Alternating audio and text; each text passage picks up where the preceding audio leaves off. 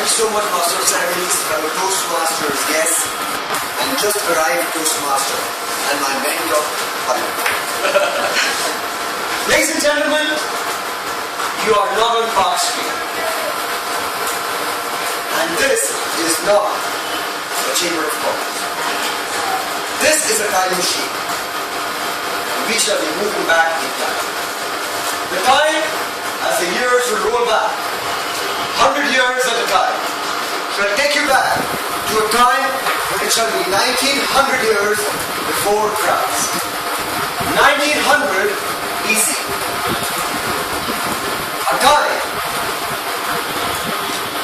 when that part of India, on the northwest frontier province, had two major kingdoms, Meluha and Swadhi. That's what Mishra writes in his book, The Immortals of Middle-earth. And from there on, he takes you forward into the next book, which is about the Chronicles of Anand. And that's when I bring the concept which is now very hotly debated in current India.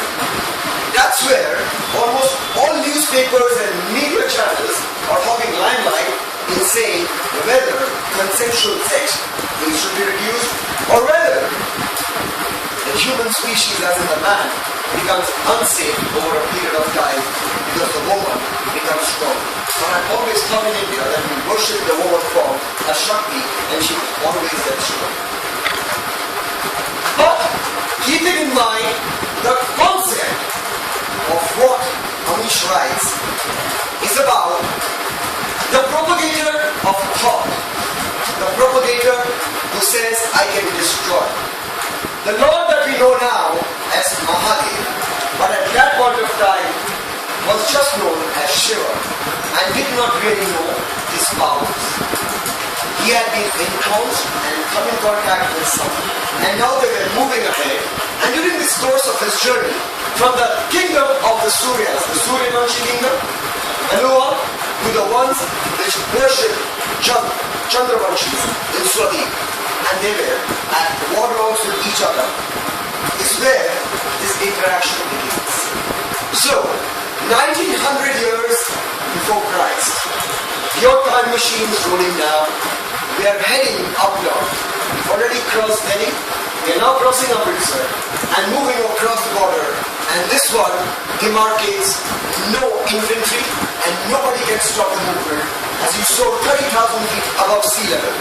And imagine the hilly rugged terrain, and on one side the rocky, the arid Meluha, and on the other side, as you look from top towards your right, the lush green knolls of Swadhi. And entering Swadhi is Shiva along with his consort Sati. And they walk into a very old antediluvian archaic temple made of pure stone. And Shiva in all his glory, in all his manhood, stands up and looks around. And he suddenly sees a hundred. As I read, as related by Amish in the book, The Secret of the Nagas. You know what makes humans special when compared to animals? Ask the Pandit. What? Ask Shiva. The fact that we work together, we collaborate to achieve combined goals, we pass on knowledge to each other. So every generation begins its journey from the shoulders of the previous generation and not from scratch. I agree, but we are not the only ones who work in a pack. Other animals, like the elephants or lions, do it as well. But nobody does it on the scale that we do, said the Lord. Yes, that's true. But it's not always about collaboration. It is sometimes about competition as well. It's not always about peace. Many times it's about war too. Shiva smiled. So the key point is that we humans are nothing individual, said the Pandit. Our powers flow from all of us, from the way all of us live together. Yes, agreed Shiva. And if we have to live together, we must have a way of life, right? Asked the Pandit. Yes, some method for all of us to collaborate or compare with each other and even compete. Most people believe that there are many hundreds of ways in the world of living, said the Pandit. Every civilization thinks that it is unique in some way. Shiva nodded in agreement. But if you actually distill the way people live, there are only two ways. The masculine and the feminine, said the Pandit. And what do these ways of life mean? Asked Shiva. The masculine way of life is life by laws.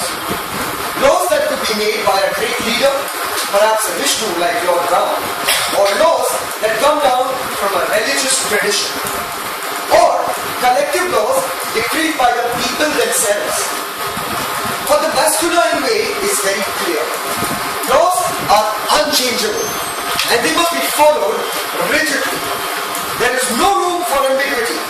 Life is predictable because the populace will always do what has been ordained. Maneuver is a perfect example of such a way of life. It is oblivious, therefore, why the people of the way of life live by the code of truth, duty, and honor, since that's what they need to be successful in their system. And the feminine ashram. The feminine way of life is life by probabilities. There are no absolutes, no black or white. People don't act as per some preordained law, but based on probabilities of different outcomes perceived at that point of time. For example, said the Pandit, they will follow a king who they think has a higher probability of remaining in power. The moment the probabilities change, their loyalties do as well. If there are laws in such a society, they are malleable. The same laws can be interpreted differently at different points of time. Change is the only constant in the feminine form of life.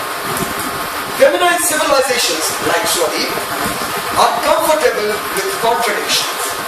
And the code for success in such a system unmistakably passion, beauty, and freedom. And no one way of life is better or sure. Obviously, both types of civilizations must exist because they balance each other. How? Sure. You see, a masculine civilization at its peak is honorable, consistent, reliable, and spectacularly successful in an age suitable for its particular set of laws. There is order and society moves coherently in a preordained direction. Look at the Suryavanshis today. But when masculine civilizations decline, they cause horrible turmoil, becoming fanatical and rigid. They will attack those that are different, try to convert and change them to their way of truth, which will lead to violence and chaos. This especially happens when an age changes. Change is difficult for the masculine. They will cling even most rigidly to their laws, even though those laws may be unsuitable for the new age. Masculine civilizations enforce order, which is welcome when they are strong, but is suffocating when they are on the decline. The Asuras, who were followers of the masculine way of living, had faced similar problems when their power started to wane. So, when fanatism causes rebellions born of frustration, the openness of the feminine brings a breath of fresh air, is a question asked by Shiva. Exactly. The feminine way incorporates all differences. People of varying faiths and beliefs can coexist in peace. Nobody tries to enforce their own version of the truth. There is a celebration of diversity and freedom, which brings forth renewed creativity and vigor, causing tremendous benefits to society. The Devas, unlike the Asuras, who were followers of the feminine way, brought in all this when they defeated the Asuras. But as it happens, with too much freedom, the feminine civilizations overreach into decadence, corruption, and debauchery. Then, the people once again welcome the order of the masculine. Yes, the feminine Deva way was in decline during Lord Ram's times. The country was corrupt, immoral, and depraved. People clamored for order and civility. Lord Ram subdued that as he created a new masculine way of life. Very intelligently, to prevent unnecessary rebellions, he never decried the Deva way. He just called his rule a new way of life, the Surya Vanshi path. But can you really say the masculine and the feminine only exist at the level of civilizations? Asked Shiva. Doesn't it really exist within every man and woman? Doesn't everyone have a little bit of the Surya Vanshi and a little bit of the Chandra Vanshi within themselves? These relative influence within the individual changing depending upon the situations he faces. Yes, you are right. But most people have a dominant trait, either the masculine or the feminine. Shiva nodded. The reason why you need to know the two ways of life is because once you have discovered evil, you would have to tailor your message depending on which people you speak to. You will have to convince the Surya Vanshis in one manner and the Chandra Vanshis in an altogether different manner so as to battle against evil. Why would I need to convince them? I don't think either the Surya Vanshis or the Chandra Vanshis lack in courage.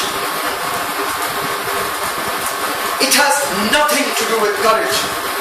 Courage is only needed once the war begins. To begin with, you need to persuade the people to embark upon the war against evil.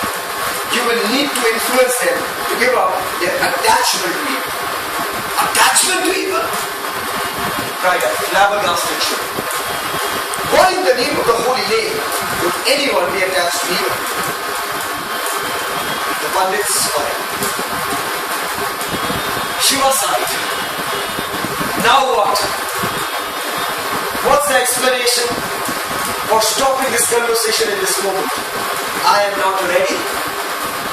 The time is not right. The Pandit laughed. I can't explain it to you right now. Oh Nilvan, you would not understand it still. And when you discover evil, you would not need any explanation in order to understand it. Pandit said, Jai Guru Vishwamitra, Jai Guru Vashishta.